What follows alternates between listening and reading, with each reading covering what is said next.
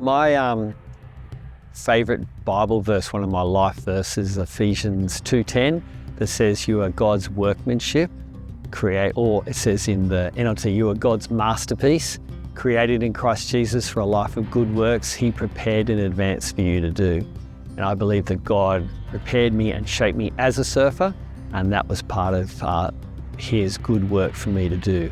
And to think that I would be His masterpiece, which I find so hard to believe, but that verse has given me such encouragement that God made me as a surfer, and that was part of His purpose and destiny for me.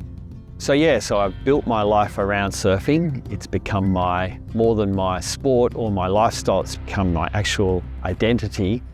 And so when I had to wrestle through that issue that I really made my primary identity surfing and Christianity was second. I was sort of too cool to be a Christian, and God had to really deal with that and confront that. It was quite a challenge of wrestling through having this sense of this dissatisfaction that I was going along to a church, I was hearing other people talking about reading the Bible that I never read, talking about praying to God, a God that I never prayed to, talking about building your life and trusting someone that I wasn't really trusting. I was still putting all of my focus on surfing. So I was dissatisfied that I considered myself a hardcore surfer and was quite dismissive of token surfers. And yet here was I doing the same thing about this Christianity that I was saying, that I was actually a token Christian just on the edges. And there was me judging a surfer who wasn't as hardcore as me. And here I am not actually being a hardcore Christian, but really soft. And I thought, man, there's something really inconsistent. So it was a gradual realization, and it came to a really pointy end where I remember being challenged at a church service about surrendering your whole life. And for me, that whole life part was the surfing. And I prayed, walking out at night on the beach saying, God, I really want to know you. I really want to be yours first, and I'll never surf again if you don't want me to. I remember saying the words and trying to catch the words before they got to heaven.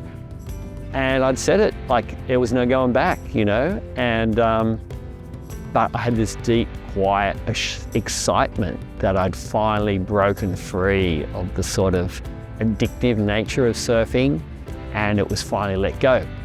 So I've got this excitement about rediscovering this Jesus I said I'd started following in a real way, and suddenly reading the Bible and praying and wanting to share with others about this became real. But then what was I going to do on the weekends? Because everything revolved around surfing. And it was a long 2 weeks, which might not sound long, but for me at 18, 2 weeks of just completely walking away from surfing just seemed like, wow, this is going to extend maybe forever. And my friend who had actually helped me follow Jesus came to me saying, I got this crazy idea that we could start a Christian surfer group, which I'd never thought of intentionally combining those two words beyond a person, but we could actually be a group. And I felt in that instant God saying, okay, you've given me a surfing, I'm giving it back to you, but just remember whose it is and for whose glory and benefit it's going to be for. It's more than just you. And this can be transformed into something far bigger than just your own self-promotion and your own self-pleasure. And that was another exciting rediscovery. So I had been excited and energized in my faith, and now I was being excited and energized in a new purpose with surfing.